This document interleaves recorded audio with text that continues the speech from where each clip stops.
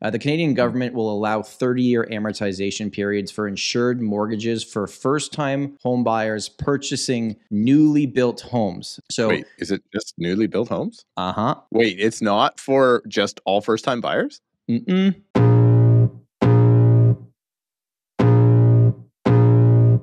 Welcome to the Tom Storey Show with Steve Karrasch and Tom Storey, where we discuss everything real estate or whatever else is on our minds.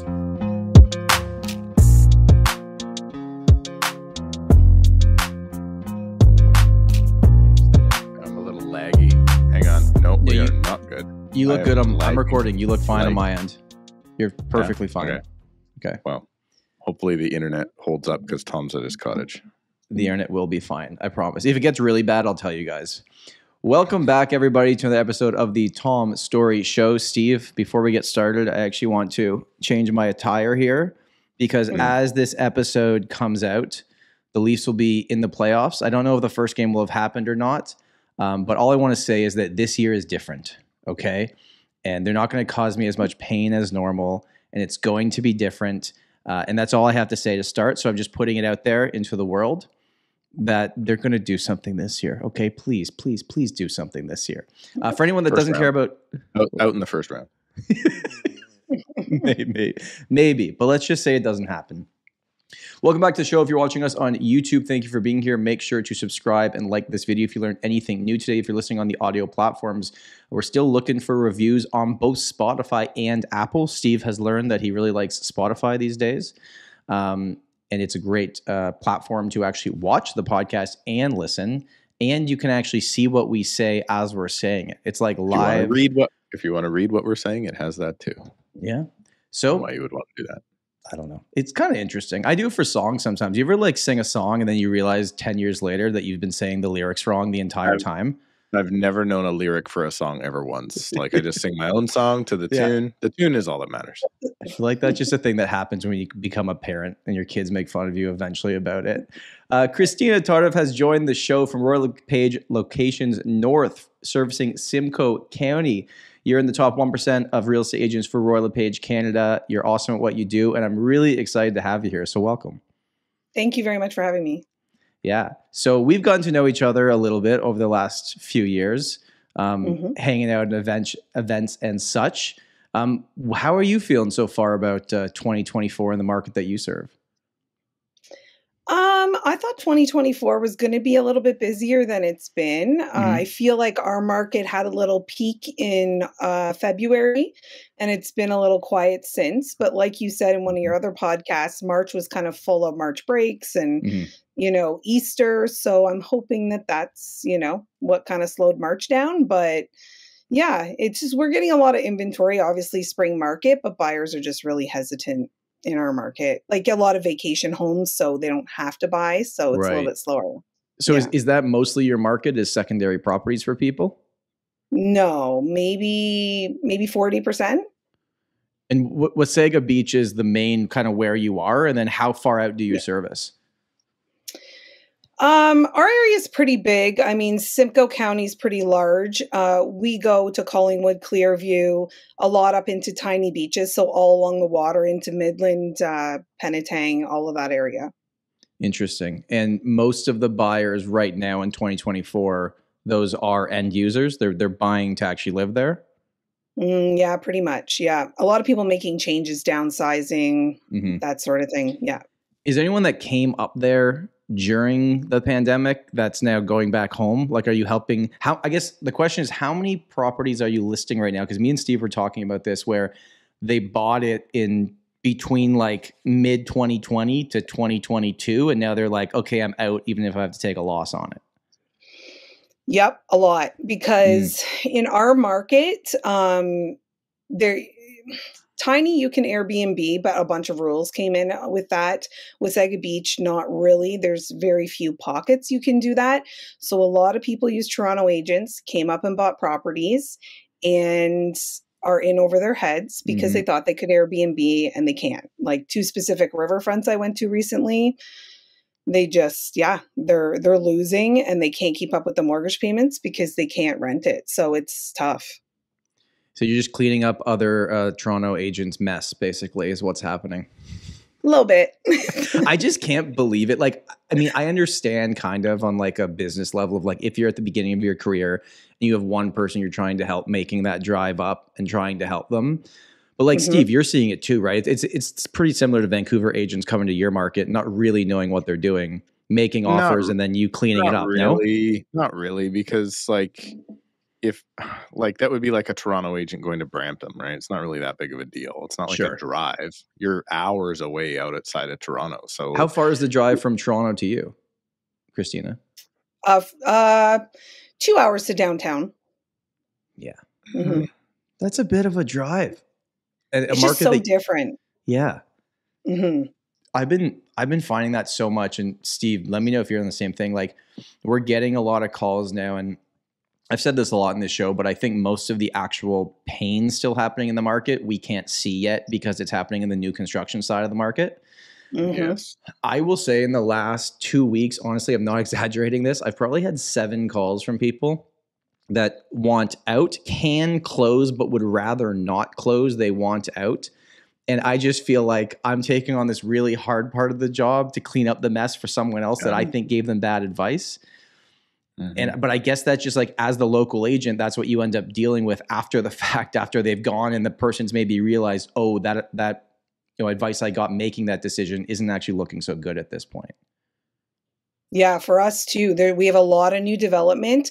A lot of people from the city bought as investments. And I think I've gone to 5 in the last couple of weeks where they just closed. They can't afford, obviously, the payments at this rate. And they're probably paid $50,000 more than what they can get right now. And there's a lot of them. Everyone's closing. So they're all going up, right? So there's lots of competition too. Interesting. And are those moving at all, or is it just a race to the bottom on who's going to price it the best because you're against everybody else, right? Pretty much. Yeah. Yeah. It's so tough. I've been having so many conversations with people that are like, they're reaching out to me because they want to sell, but a lot of them bought in the last 2 years. And even if they bought it in like a month where it was a good time to buy, when you look at like how everything worked, still after land transfer and our fees, like they're not making any money. No. And every single one of them is like, well, how long do I have to wait to get this? And I'm like, I don't know. I don't know. Like, what advice are Steve? What advice are you giving people on that? Because I'm talking so many people out of selling right now because I'm just asking them, like, what are you going to do with the money? If you sold it, where does the money go? Yeah, I'm seeing it a lot. And I'm actually, I don't know if I'm calling it losing listing presentations or if I'm discouraging the listing from coming to me because like inventory's flooding on. We had 10% inventory increase in our market in 8 days. Wow. Like that's a lot. And these people are coming to me with these unrealistic expectations of what they're going to sell for. And I'm just, we're either not hitting the market or they're going with somebody who's floating them the narrative that they're going to get that. And I would prefer not to take on the thousands of dollars to market the property and, not lie to them to their face to say, yeah, I think this is realistic, right? I'm not there's a saying, and I think I've said it on here before, you can't get the price reduction if you don't have the listing. That is not my business model. Right. It is. I think we're going to see a lot of price reductions coming out. Tom, my neighborhood, usually never in that little pocket where I am, there's never more than 1, maybe 2 homes for sale. And right this week, 10 hit. Oh, wow. And it's just like, okay, they're coming. And they're still at these prices that are, in my estimation, like, it doesn't look like a deal. Right. Like last summer, there was stuff coming on. I was like, oh, that makes sense. That makes sense. Right now, I'm like, I think you guys are asking a little bit too much. So if I think that and inventory is coming on, that means the buyers think even lower. And I think we're going to head that way for a while. But saying all that, so far this year, I can speak for my market. Maybe I'd love to get both your answers as well. We have actually seen, other than condos in January, which were the same as December, but the condo market's totally different. We have seen price growth every single month so far. Like we've gone up in average and median price every single month, even though total sales volume is at like a 20-year low every single month. Has been weird. So with all these new listings coming, even though we've gone up in price, is it now like, okay, it just happened early, Kristina, and now we're just going to kind of spring and summer are going to kind of merge together and it's just going to hover for the next 6 months? Like, what are you feeling in your market? Our market's tough because we have a lot of waterfront in Georgian Bay too. We have Thornbury, Blue Mountains, where you have some higher priced homes. I think our average sale price in January was $820 something, and this March was $930. Wow. So it's gone up a lot, but it depends on what's sold, right? So I think the pricing, when I was looking at the chart, is down from mid 2023 overall, which I never thought that was going to happen. I thought this year we were going to start to see a slow incline. Yeah. And we're back right now. So we peaked again. So we obviously peaked 22, 23. We peaked mid-summer and then saw another dip. And now we've already hit last summer's peak again, except that here's the problem. When I'm talking to a seller right now, I'm showing them the chart and the chart's just going like straight up. And the new listings haven't hit. We're still going down last month. And I'm looking at the current inventory going, guys, the amount of inventory that came on in the last 4 days is startling. So it's heading that way, but the numbers don't reflect it yet. So they're going, wait a minute, then I should be able to get this price. And I'm like, if you guys list there, that is not going to happen. And you guys are going to sell for less down the road. It's a really weird, we should be getting into expensive real estate time again, I think, like for the time of year. And it's just not happening. But here's the comment my buyer's agents, my teammates are making to me is the amount of crap coming onto the market is unreal. Like the amount of not saleable homes because maybe the agent hasn't presented it correctly or the seller isn't willing to do the work. Those are like, there's lots of okay homes out there. There's not many 8s, 9s, and 10s, and it's going to take a 9.5 or a 10 in this market to sell. I fully agree with you. We stage all of our homes and we work with like a local company and the stageancy. And again, you're investing, so you want to make sure the price is right as well. So your comment before with, not necessarily wanting overpriced listings, or do you take it and work it down, right? But I think you have to be showcasing homes in the best possible light right now to have them stand out or to get even close to what they're trying to get. But it's a risk on your behalf because, we've had a slow start of the year and I carry a lot of listings and, the expense is going out, but the sales aren't happening. I think a lot of people maybe that aren't in the industry don't know that because we don't really talk about that often, like what it actually costs us to run our business. And we're not trying to say woe is me by any means. All three of us are very successful in what we do. But I know I have 3 staging contracts coming up in the next week, and I'm thinking about it a lot. I'm like, okay, well, what's the conversation with the seller? Are we going to keep it? Are we going to take it away? If they can't get their price, are we just taking it off the market? Are we making a price reduction? Like, it really factors into your strategy on your How do you deal with that? How do you guys deal with that? Because we don't have that massive like staging cost that you guys will. So like, do you be like, hey, I'm not going to renew this contract without a price reduction? Is that kind of the talk? Like, how does that work? For us, our stager is very good. She's very accommodating. But, it's been tough as you go into we're minimum 30 to 60 days on market. Yep. And some stuff is way longer, like 6 months. I have a $3 million listing we've been on for about a year. Yep. So it's tough. It's very hard. And your typical staging contracts, I know it's different in every market, but what would your typical contract be for a listing for the staging furniture? Well, we do like a light stage on a lot of our stuff. So you're 2,000 to 3,000 maybe. Okay. But if you do a full stage, we've been anywhere from 5 to 8. Yeah, we've run the numbers for all the listings that we've staged, not staged, light stage, full stage, everything. And just done the math, and for staging, then including like photos, marketing, and all the other things we do, it's almost about $5,000 average for me to put a property to click submit on MLS if you average them all out, which I just think maybe people outside the industry don't know that. it's a big risk, but I believe in it so much because I know our listings, like, because your listings look good. And then if they look good, then guess what? The next seller that reaches out being like, all your listings look good, I want you to sell my house. And it's your brand, it's your marketing, right? But there is 100%. A risk. Yeah, there's people that I've interviewed with and they're like, I'll be looking through MLS and I can tell right away by the photography, because we have this awesome photographer, and the way it looks, it's your listing. And I'm like, okay, that's a little bit of a, trademark now, but you want to keep that up, because as much as it's costing me more, it's also bringing me more business and the houses are selling. So yeah. Have you heard that term, like, eat like lions? So my video guy brings that up a lot because he does these really big contracts for like massive companies, like huge companies, and they pay him a large sum of money once and then he does another one. And sometimes there can be 4 months in between that. So it's like he's getting all of his money in chunks, right? So I think as a business owner, especially when sales volume is down a little bit, it's just something to consider. Okay, enough about how much it costs us to run our businesses.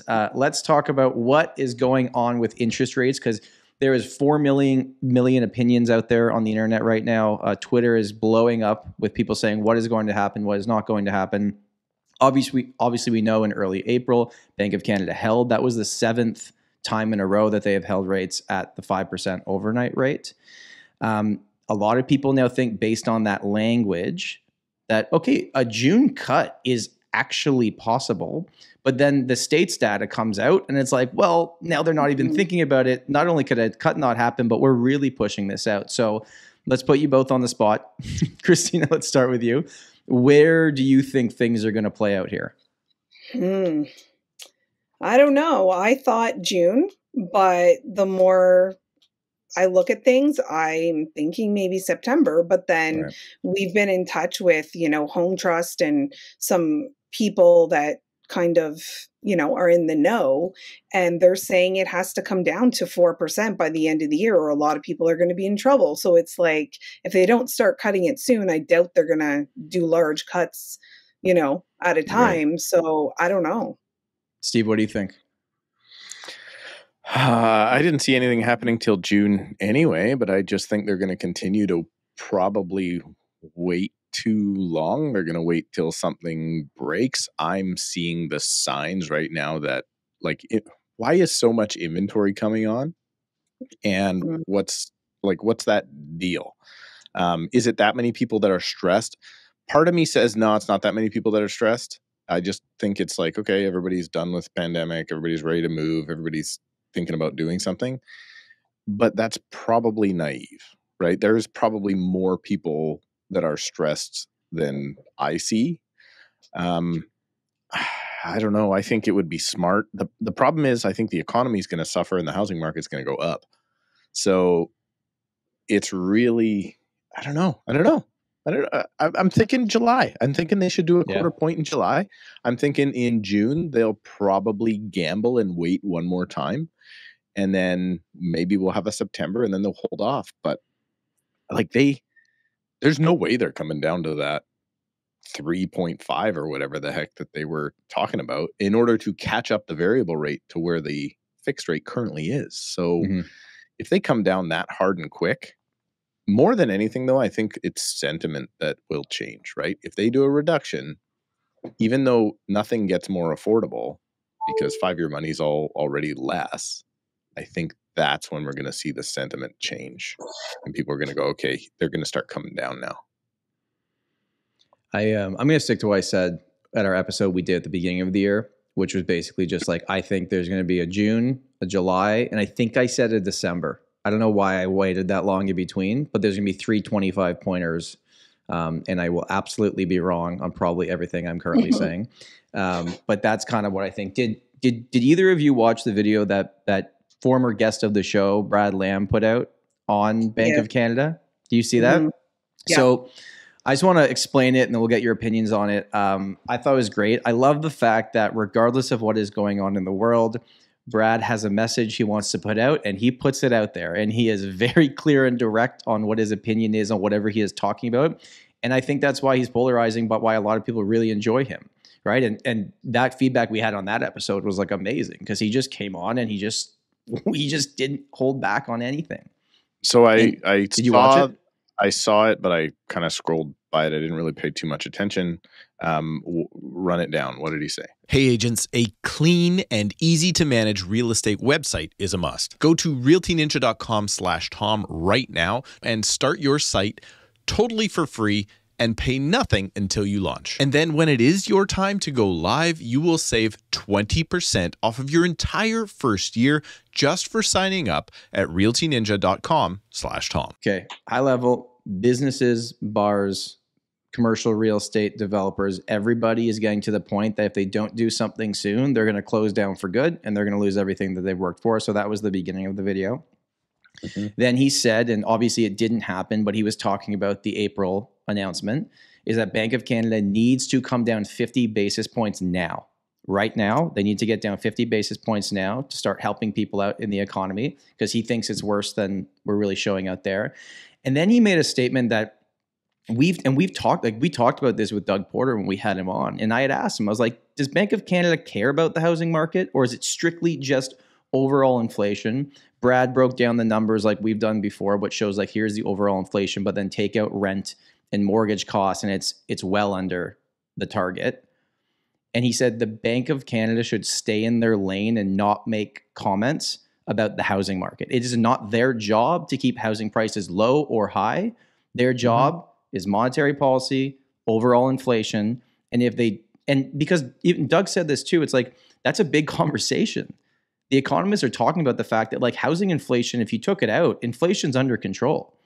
So he was very clear on this. And whenever Brad makes statements, people in the comments go off. I was reading them, but mostly agreed with everything he said. But I'm sure it was a lot of people in the real estate industry in the comments as well. So Kristina, what are your thoughts on that post that Brad put out? I don't know. I kind of agree with him too, from like my perspective and what I'm seeing out there. Like people, I mean, I have some people that have renewed, they're for sale and they're in an open mortgage at 9.8%. Like it's scary. Yeah. Cause they're, they don't know about locking in and is the penalty worse? Like we've gone through all that, but yeah. So I don't know. It's a struggle for a lot of people. And I don't think I believed it 6 months ago that the market was going to get this tough, like, because I thought this year was going to be better. But I do agree that a lot of people are pushing it. And if rates don't come down, yeah, we've already seen a couple of power sales up here. So I don't know if that's a sign of what's to come or, But then again, at the Royal Lepage conference, they said 10 and I don't know what the number was, 10 and 10,000 or 5,000 something, or, are struggling, but I don't know. What's kind of weird is I've always noticed this over the years. I had a client the other day that asked me to pull comps actually at the Shangri-La for the units that were for sale there. That's where we had our conference. And there was one in the building right now. I won't say which unit, but very high priced, owned by one of the big banks, obviously a power of sale. The most that I see power of sales come up on my system when I'm randomly searching for things is actually on the high end of things. Yes. It's like the $2-3 million things. Those are the ones where I see the banks taking over and now they're selling it. I don't see it on the low end as much as you'd think. So it's this weird dynamic where it's like you'd think it would be the people that just got in and are just trying to stay in the market, but I'm at least seeing it on the high end of the market. What are you seeing, Steve? I'm thinking, now that we're just talking through this, let's modify my predictions. I think they will do a quarter point in the summer. I think they'll do another quarter point before the end of the year, and that's probably not actually going to be enough. And then there will be a problem, and then they will do a slash, like a half point or a 3/4 point or a full point. Could you imagine a full point down, like they went full point up? I couldn't imagine it. I mean, it would have to be a result of something like problems. So when I'm looking at my market right now, I'm looking at like price points, and I'm like, I can't really see, with the amount of activity we have on like 2-bedroom condos, 1-bedroom condos, I can't really see those shifting a lot. But I do think there's a lot of room in the detached market because that's where most of the listings are coming on. So I do, and a lot of them are 2021 purchases. Yes. So there is, now that's also not alarming to me because there is a lot of people that do move every 3 to 4 years. There's a lot of those folks. There's those people that live in their home for 45 years, but the majority of folks do some sort of move, life change, something happens every 4 years. So I think that that's natural. We're going to see those anyway. But I am seeing lots of detached inventory coming to the market. So that means if there are, let's say only 1 in 10 sellers is stressed financially, and in the detached market, when they actually do have to cut their losses, and they, or not even losses, but they just have to accept less than they wanted to sell for,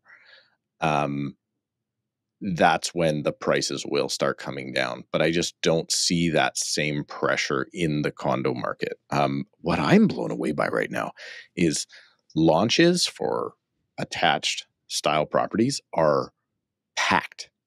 I drove by one yesterday, and it was literally like crossing guards, like they hired traffic control to. Now, was that 90% realtors looking for a free lunch?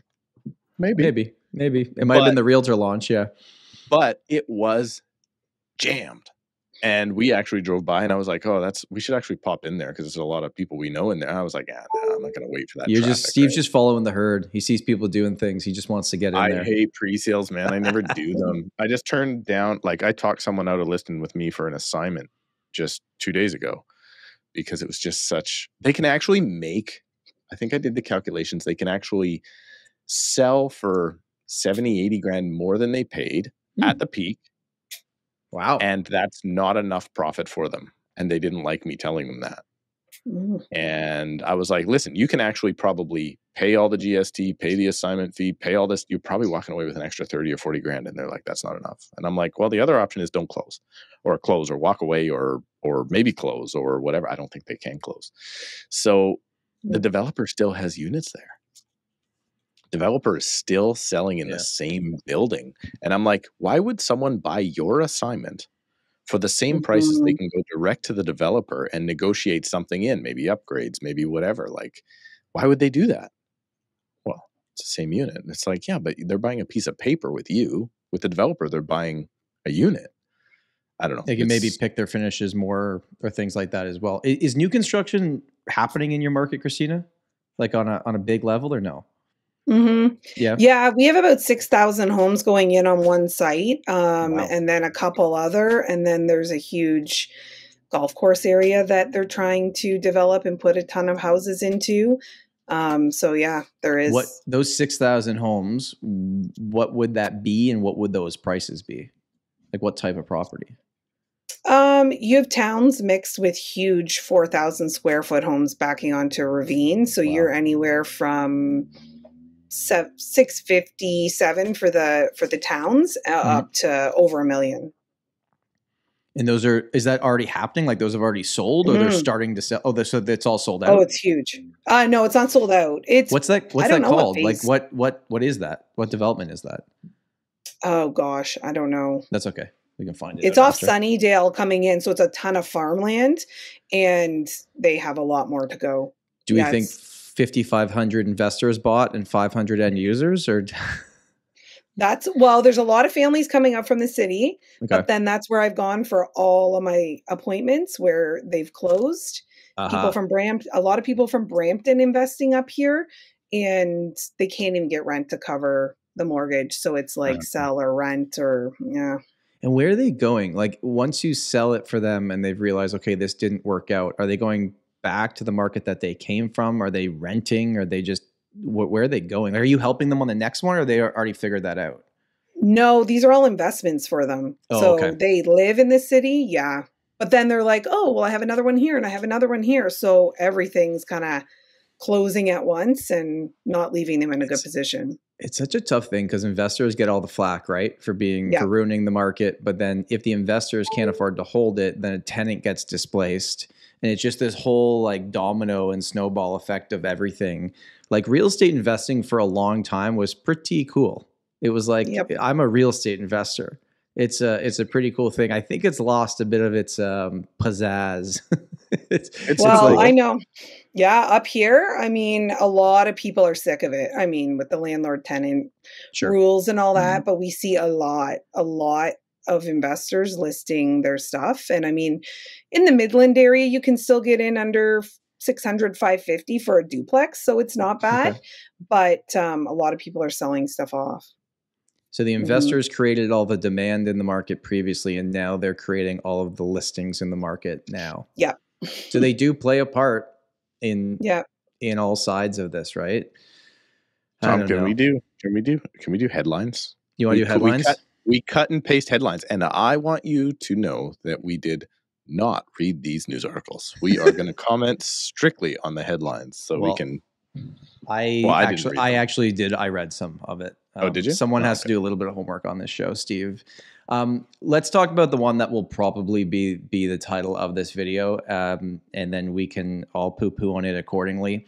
The Canadian government will allow 30-year amortization periods for insured mortgages for first-time home buyers purchasing newly built homes. A bit of a mouthful there. So, wait, is it just newly built homes? Uh-huh. Wait, it's not for just all first-time buyers? So for people that, for newly built homes. So let me just break this down for anyone that isn't up to date on all this.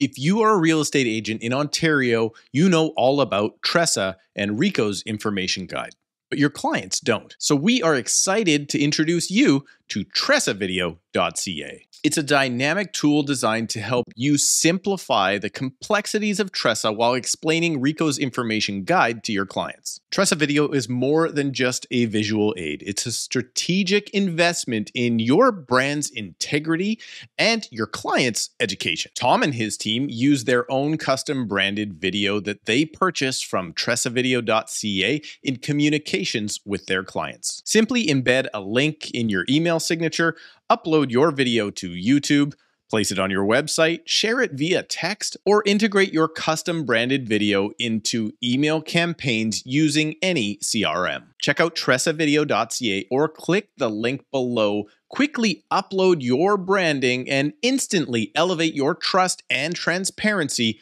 with your clients. That's TRESAvideo.ca. TRESA video.ca. Basically, the Canadian government came out. As of right now, if you're getting an insured mortgage, which means under 20% down, right, on the property, and of course the property has to be under $1 million, because if it's over $1 million, you have to put 20% down. You are maxed at 25-year amortization, pushing it to 30 years. Well, okay, you pay a bit more interest over that time frame, but it does bring down the payment a little bit. So like as a headline, even Steve, that's interesting that you didn't even know what this actually was just by reading the headline. This is just newly built homes. Now, tell me if I'm wrong, and I'm just going to ask some questions here to then go into this. Kristina, when someone buys new construction in your market, can they buy with less than 20% down? Yeah. Okay, so they can. Yeah. Steve, in your market with pre-con? Okay, so maybe this is just me as a Toronto person then. I don't know any pre-construction development, even as a first-time home buyer, that they let you buy with anything less than 20% down. Yeah, but first-time home buyers aren't going to buy pre-construction units for 5 years from now. That's stupid. Here, this is how it goes. Okay, I'll be Justin. Okay. You can be Kristina there, Tom. Thanks. Okay. You know, we really got to deal with this housing crisis to possibly win our next election. Do you have any ideas, Kristina, of what we can do? Yes, first-time home buyers can't afford to put 20% down, so let's just extend their amortization 5 more years if they can actually do that. Will that be helpful? Will it actually help anything? Or no, but will it help us win the election? Exactly. That's what we have to do. We have to put a headline out that we're helping first-time home buyers. Now, because when I first read this, I was actually like, oh, that's interesting. Okay, so for insured mortgages, you can push it out a bit. That will help a few more people get in, right, on the surface level. I don't know any projects. There might be like a few, maybe like some developers will let you buy with 10% down, but at least pre-construction in the Toronto market, you have to put 20% down. So this doesn't even apply. Now that I'm thinking about this, yeah, so most developers do actually make you put down 20%. So you could buy without 20%, but most developers make you put down 20%. Correct. But now that I'm thinking about this, if I'm doing that and I'm doing it on a pre-sale, then is there a chance that that program's gone by the time I close? You know, Good point. perhaps what the developers will do based on this announcement is they will have some options for first-time home buyers, maybe 15 to 19% down or whatever it is that they allow this type of financing based on this program. But again, I agree.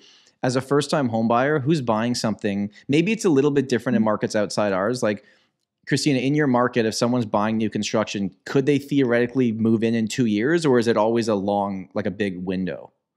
It's been, it's a pretty big window. There's a couple developments that were like 6 to 7 years. They changed developers over that time. They converted from freehold to condo. So I think it's longer than people think. I just think, like, to have any meaningful impact for this announcement, they should have done it for all property types. Why just new homes? Why new homes? You know why new homes, Steve? Because then we can charge more development fees on the new homes. Well, there could be that, or it could just be they hope, like I did, they missed that part, right? So if you vote for me, then you will get this, right? And for instance, the dental care and stuff that's coming in, right? It's like how limited that is. Nobody's getting that, right? Nobody's actually getting the carbon tax rebate, even though they tell you everybody's getting the carbon tax rebate. Like, so it's a really easy way to look like you're doing something. It's like what we talked about the other week, right? With the rental going towards your mortgage. Oh yeah. Sounds like they're doing something. People now are starting to think that their rent they put down will go towards their mortgage. Who thinks that? I'm just saying the average person that doesn't watch this show, they hear, pay my rent, get a mortgage. That's what they're hearing. And that's what the Liberal government wants you to hear, right? Because now they're taking this as a primary focus. So they're going to introduce tons of things that will do squat. And this is one of them. Because I missed it. I thought, okay, what if they actually do let all first-time buyers go out to 30 years? It'd be great. It would help. Maybe. That would make a meaningful impact. And if they did that, plus they changed how the first-time home buyer land transfer exemption works and actually made it meaningful and brought it down so you weren't dinged with this huge land transfer tax, especially in my market, plus this. But I do want to give them some credit because we're not just here to say bad things about everything that the government does. I am. The other thing that they did is right now to take money out of your RSP, it was $35,000. They are upping that for first-time home buyers to $60,000. Okay. Plus the first home savings account that we have. Kristina, you go first. What, with an opinion on that? Yeah. Sure. I don't know. I mean, that's good. But then they're giving 5 years to pay it back instead of 2, I think. Right. Well. I think so. Yeah, you're right. Yeah. But who's saving that much then? Right. Who's got that much in their RSPs? Some people. There's a percentage of people that do. Nothing burger. Look at the help we're doing for you. We are helping you. Vote for us because we are helping you afford these double price payments double home prices from when we got elected. We're helping you afford them now. Okay, but instead of just being negative and just saying that this isn't going to do anything and it's a nothing burger, is there anything that us three could contribute and say, well, if they actually did this, it would have a positive impact? I think the simple one is just saying, instead of just new builds, make this all type of properties, right? Yeah. Is there anything else that comes to the top of your head? Or like, what could they actually do? What feedback could we give them on this? If you want lower home prices, if you want them to be more affordable, you actually go the other way. You reduce amortizations.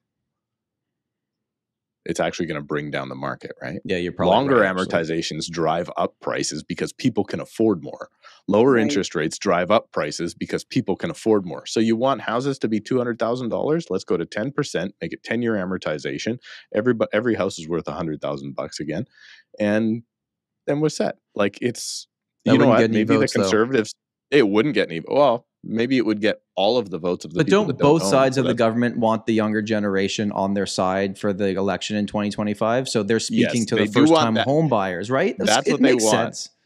They want the young people on their side. They don't want to make housing more affordable. Next headline, Tom. All We're right. not going to agree on it. We're not going to agree. I'm not going to get happy about what the Okay. government's announcing. Let's Now- do the other one. What's this Quebec one? I don't know what you're talking about Quebec. I'm There's going to, I'll come back to that. I don't know what we're talking about Quebec. What I will say is that if you look at affordability, everyone looks at Toronto and goes, Toronto's expensive. But at least in Toronto, we can point at Vancouver and go, but look over there. They're more expensive. Well, very recently, Kristina, our company, Royal Lepage, put out a report, and they predicted that actually by the end of 2024, Toronto could be the most expensive market in Canada. We could surpass Vancouver, which I didn't think would have happened for a long time. So we're number one. We just keep getting more expensive. And these are based on predictions. And we had kind of had a heads up on this because Phil was talking about this in the conference that we were in. I don't necessarily know if this is a good thing or anything we should be proud of, but Steve, why do you think Vancouver has come down? Or is it just that Toronto's moving faster upwards? I don't know how you guys can beat Vancouver. Like if you're actually talking the city of Vancouver and a detached house, they are so much more expensive. Yeah. They are so much more expensive than Toronto. Like an average detached house in the city of Vancouver can be $3 million, right? Like it's not like you get like Tom, when I came to your place and see a semi for like, I don't know what that's worth these days, but 1.5 to something. Yeah. That to me is cheap. Right? Like to me, that is not to be in the city of Toronto, to be in the city of Vancouver to get for 1.5. Can you get into anything on the outskirts that's even a duplex? Maybe. Is there markets, Kristina, that people are, they call you, me and Steve talk about this a lot. They call you and say, I want to live here. And you're like, great. So does everybody else. Here's what it costs. Where do they end up buying? Like the surrounding markets that they go, oh, actually that's more affordable and that looks like a good option for me. Yeah, like Collingwood has higher taxes, higher price. So sometimes they'll shift to Wasaga, or you'll have Waterfront. Same thing. They start going up into Tiny, up into Midland, depending on what kind of waterfront they want. But yes, they start in one spot and then we shift. That's why our area, I feel, so big, because you can kind of shift them somewhere else for what they want. Like your area is hard to figure out what even things cost because there's so many different markets also close to each other. What's the premium on waterfront? Like if I took a house that was not on the water and put it on the water, how much more expensive would it be? I would say a 50-foot waterfront lot in Wasaga on the beach, but you back onto public beach, is at least $1 million. Okay. So an in-town lot would be maybe four. Oh, wow. 4. So it's more than double. It's a double premium. And then is there parts of it? I don't know this area that well. I think I went camping there a few times as a kid, maybe. But is there a private part of the beach that's more expensive that you can buy properties on, or is it all public? Well, that's where you go back up into tiny beaches along the, and then some of those are private. So that's where you would get it. Or you kind of go into Midland and you're more of a cottage property with owning the shoreline and having a dock versus walking out onto a beach. Yeah. Gotcha. Okay. The one thing I wanted to ask both of you, because I had this conversation with a seller the other day and I was giving her my opinion on it, but I'd rather crowdsource this answer because both of you are very active in speaking with sellers every single day. And I think this will be interesting for our audience too. So when a property is on the market, and let's say it's been on the market, 15, 25 days, right? In that range where you're getting showings, but you're not getting offers. And your seller is probably, they're actually willing to negotiate on the price. But they don't want to make any changes to the price because if they go down in price, then they'll just get offers under that price. They're like, well, why doesn't someone just put something on paper? Why don't they just send me an offer? Why won't they just do it? And I've got my opinions, and I just had this conversation. I'd love to know, like, what's that conversation like for you, Kristina, with those clients on why don't people want to do things if it's been sitting there? Like the seller, why does the seller not want to do things? Well, why does the buyer not come forward? If it's been up there, like if they like it enough, why don't they just put something on paper and I will negotiate with them, but I don't want to officially drop my price yet. Yeah. Exactly what you said. I feel they think an offer is going to come in super low, so they want to leave room to negotiate. But I mean, you know, if someone can afford up to $1 million and you're at $1,050,000, are they even looking at your property? You know, is it worth dropping it a little bit just to get it in the range where maybe they think they could get you down to their price point, you know? So it is very hard. Or they're seeing other active comparables that are priced high and they're like, my house is better than that. Why would I drop? You know what I mean? And that's the hardest thing, I think, without the sold data, which we don't have a lot of. I find we're going back 2 years and still struggling to find, you know, comparables in certain areas. So yeah, that's a good point. That is the biggest struggle. Because you start looking what you're competing against, but if what you're competing against isn't selling either, then it's not really that helpful. Like Steve, what are you saying? Actives don't matter. Actives don't matter until at they all. sell. That's just the competition, right? Because that's just what a seller wants. It's nothing to do with what a buyer's willing to pay. So I just had this. We had a property. Here's how it went down. I thought, okay, I think the price should be X. Let's say it's $500,000. And the one down the hall comes on at $589. And I was like, I don't know. That seems crazy to me. I was like, we're definitely not that high. But a couple of my team members were like, I don't know. I think we could be, you know, well into the fives here. So we ended up taking it at $569. So we're lower than the other one. But in my estimation, I think we're still high. We get the listing on. We're now competing with the other one. And my rule is after 21 days, my sellers know, like, we got to do something. After 21 days in our market, if you're not having serious offers, there's a problem. So we got an offer. It was what I thought was reasonable, but the seller wasn't willing to take it. Other one down the street still available. And then the showings just dried up. Right. So after the showings after how many days? After the first 10 days, the showings just dried up. Okay. There was one every 3 or 4 days. And so then I was like, okay, well, let's go ahead and drop this. And the seller was saying, well, you know, it's a long weekend. I don't really want showings this weekend, so we're going to wait. We're going to wait until after the long weekend. So what we ended up doing is the Thursday before the long weekend, the one down the way ends up dropping to 5.25. So we end up dropping to 519. And as soon as we dropped to 519, flooded with showings again. Oh, wow. Absolutely flooded with showings again. And one of the original buyers actually came back and bought the property that like offered on it earlier. But they for the same price they offered on it? Less than they offered previously. But they did make it a very convincing offer in other ways. Okay. So we got it sold. 500,000, exactly where I thought it would be in the first place. So if you did that and you just look at those numbers, 569, 588 down the way was enough for the buyers to just lose interest. And they're just not going to come. And as soon as you did get it within range of like, okay, that looks like a good deal now the buyers are willing to come back to the plate. Did the other one sell? Simple as that. Did the other one end up selling? I'm going to check right now. You can find out. As soon as mine sold, I was like, I don't need to look at this. Yeah, I'm out of here now. Yeah. It's like the decoy, Kristina. We talked about this, right? The decoy listing. Have you heard that? Yes. So it's like, you just don't want yours to be the decoy. You want the other one to be, they see the other one first, then they walk into yours and go like, okay, either Kristina staged it better, the photos are better, just all these little things. And then of course it comes down to price. Yeah. If you price too high, you're going to help the other guy sell. Yeah. Yeah. And especially if you go to the market and the one you're competing with has already been on for 30 plus days, it's okay. The market's literally already told them they don't agree with their price. Yeah.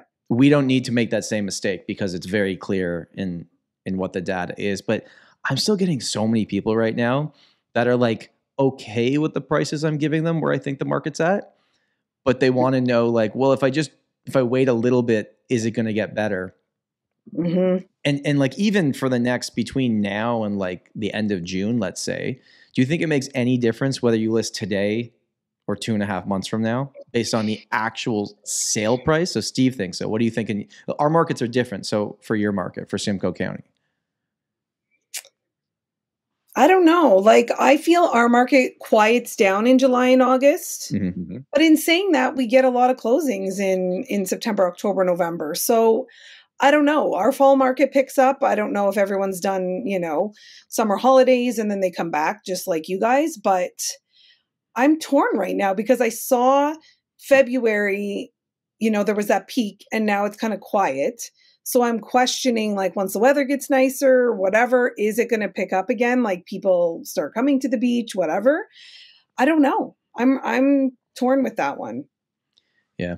What are you seeing, Steve? I think folks unusually will sell for less this June, just because I see so much coming to the market right now in our market. And I just checked, that house is showing still available, but then again, so is ours hasn't been processed by the board yet either. So it may or may not be. But yeah, I am cautioning people right now. Like, I think this is kind of the tip of the spear at the moment. Like, this is getting ahead. So you might actually think you're selling for too little. Might be less. Because the other guy down the street is getting. Did you see the video I put out, Tom, on my channel? I don't know if you did, because you probably don't watch my stuff, but you have a YouTube channel? I do. It's called the Tom Storey Show. It was just like a snapshot of an area, and I was just looking at the area, and everybody's asking like 2.1, 2.23, 2.5, and all the sales, all the red stickers were 1.8, 1.8, 1.8, 1.8, and I'm like, so if you're 1.8, it's still stupid expensive, but people are buying 1.8, and nobody's buying 2.1. So everybody's like, oh, these listings are really hanging around. They're really hanging around for a long time. It's like, yeah, because they're $300,000 overpriced. Well, just bring me an offer. I'm not even going to entertain. What do I have to lowball you at to get you down a little bit? Like 500 grand under the ask price? Do I have to write 1.6 to get you into the right rent? Like, get out of here. I'm just going to go, the guy that listed for 1.829, I'm going to go talk with him. That's it. It's as simple as that. There's always a direct correlation between activity on your listing and how long it's on the market. And for your $3 million one, that's different because that's in a price bracket that I bet if you looked at your entire area, or you probably know these numbers, in the last 12 months, how many properties actually sold with a 3 in front of it? A handful, maybe? I don't know. Yeah. Not that many. So you're dealing with like 0 point something percent of potential buyers. And I think even if you had a listing that was like you mentioned, $1,050,000, bringing it down to 985 or whatever the number is, you're now showing up in way more searches. Yeah. There's more people that maybe don't have the full 20% down, right? Right. It's being strategic with your pricing strategies, knowing what's actually selling. Like, I love breaking it down specifically for our condo listings. Is like, here's every sale that's happened this year in the Greater Toronto area for a condo. Here's how many sold in each $100,000 price brackets. So here's the price bracket that you are in. This, we know this and above, I guess, depending on how you look at it, is people that can afford yours. And here's the people that can't afford yours because they're all buying below this threshold. Using the data at least to try your best to make an educated decision on things. I don't know. I just, like, my gut's telling me 2024 is just going to be this blah year. It started all right and it's going to do its thing. Started gangbusters. So did last year, though. Well, maybe it didn't start. It picked up, what you think, March last year? It really started going? March, April, May last year were gangbusters. And now it looks like gangbusters stopped about March 15th for us. Are you getting did you get multiples on anything to start this year, Kristina? No. It's all been single offers? Yeah. And the funny thing is, you have Toronto like agents up here listing, and they're trying to create the multiple offers and go in low. And then it's none of them are selling for over because we just don't have the amount of people going through. That's not their mentality. And they're actually losing buyers because my buyers are so upset by the time, they came in at asking or even a bit over. Nope, they want this price and they relist, and it's your counter offer comes back $250,000 over the asking price, and the buyer's like, beat it. Like, you don't have any other offers. Pretty silly. I saw someone post on Facebook. This was like a month ago, but they posted an actual text conversation, which they probably shouldn't have, with another agent. They shouldn't have. However, I'm going to paraphrase this because I thought it was kind of funny. So anyways, they wanted to make an offer on this property and the offer date had passed. You know when the offer date passed, but they don't update the MLS remarks? It's like, what are you doing? Right. What's going on? Yeah. And you called to try to figure out what's going on. And he's like, okay, well, my buyer's interested in offering you this amount. And the other agent was like, oh no, like we're leaving it at this low price. You obviously are new in the industry. You don't understand how it works. I'm like, who is teaching you this? Like if your offer date doesn't work, cancel and relist and put it at a real price. Stop wasting it. Who like, but we all run into that. Who's teaching them this? That's horrible advice. These are people that have not been taught at all. These are people that are winging it, and they came into the market when they thought it was regular to offer $250,000 over the asking price, and they're not real life. They're fake life.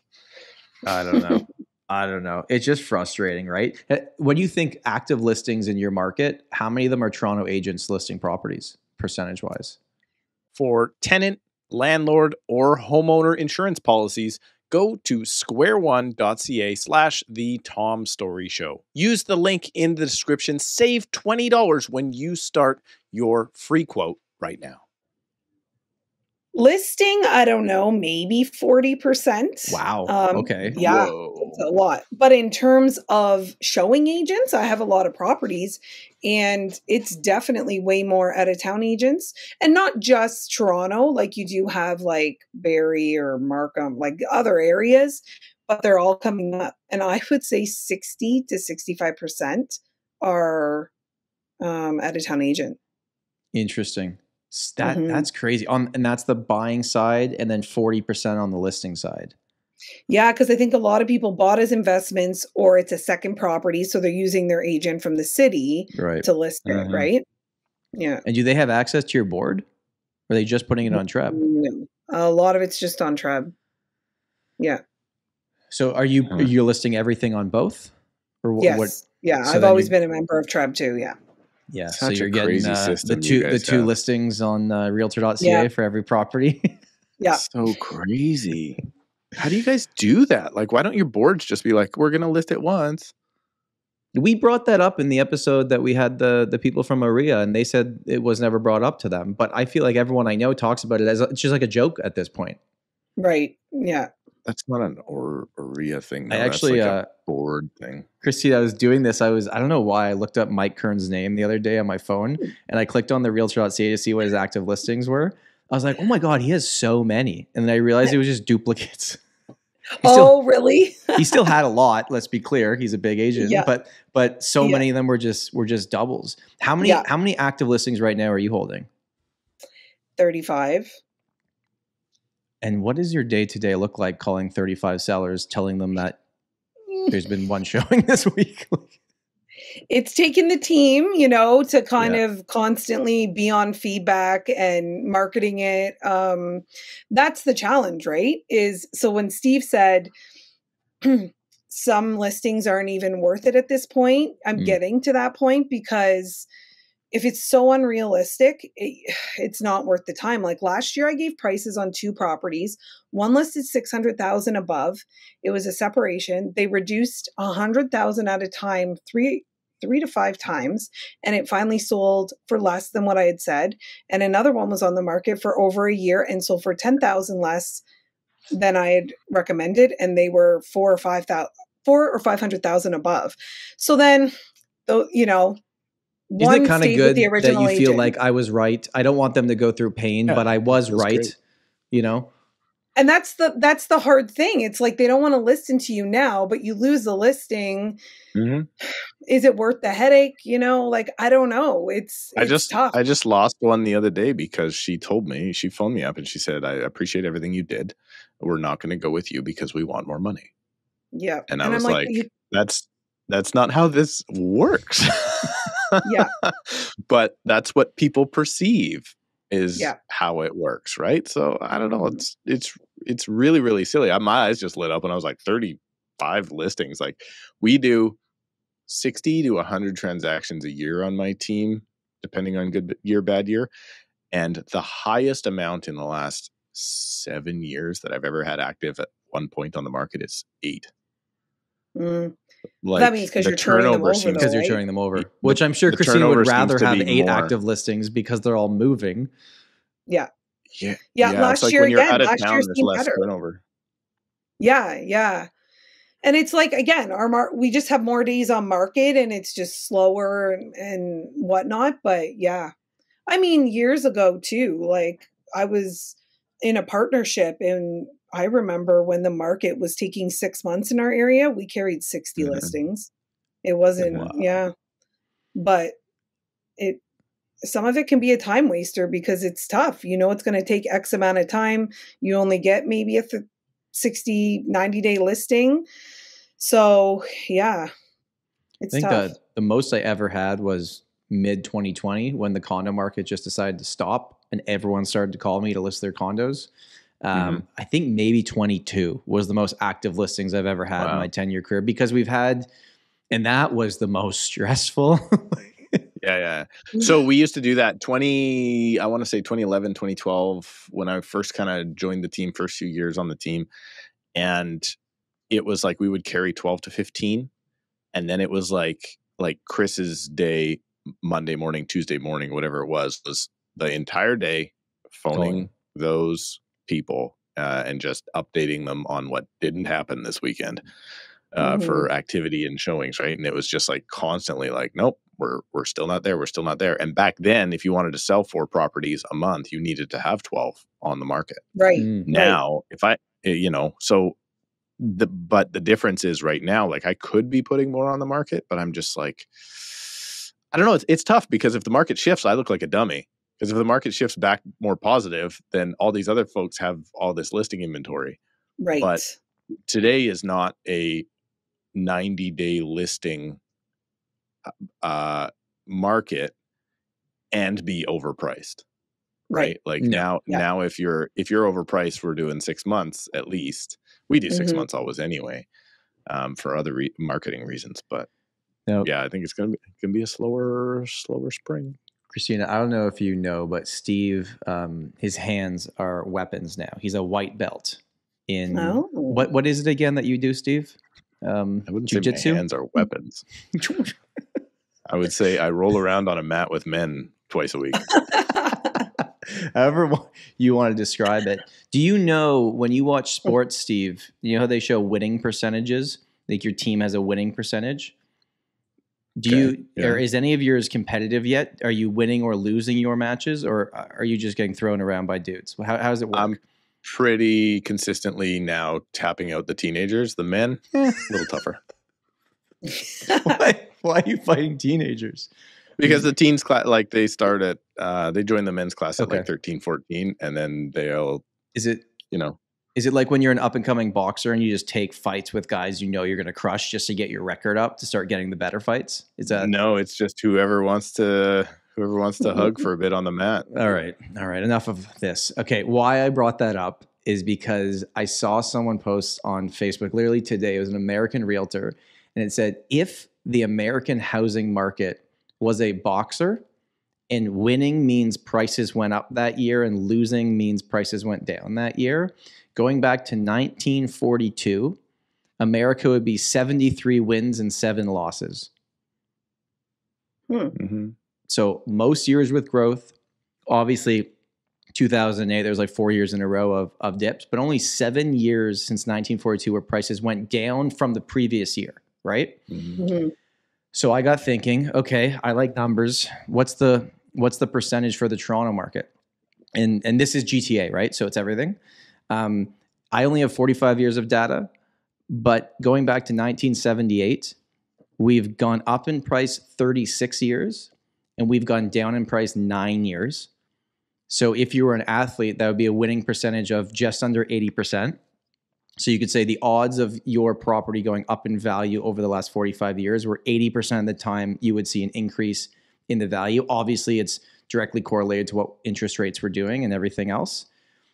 We've had 9 down years, but 7 of the down years happened in a row. Wow. From 89 to 96. So Wow. I wish you would have told me this, Tom. I did this video on my channel once, probably 6 months or a year ago. I did the same thing, but we only had once 2 losing years in a row. Yeah, we had 7 in a row. But we were I think it was about a quarter of the year. So 1 out of every 4 years, prices went down. And then it was like, well, when they went up, how high did they go up? Right. So there was some big highs and some big lows. Like it's you can't just look at it on winning, losing, because things change so much. But I did think it was interesting. In 2018, we went down from 2017. 2017, we had that Fair Housing Act.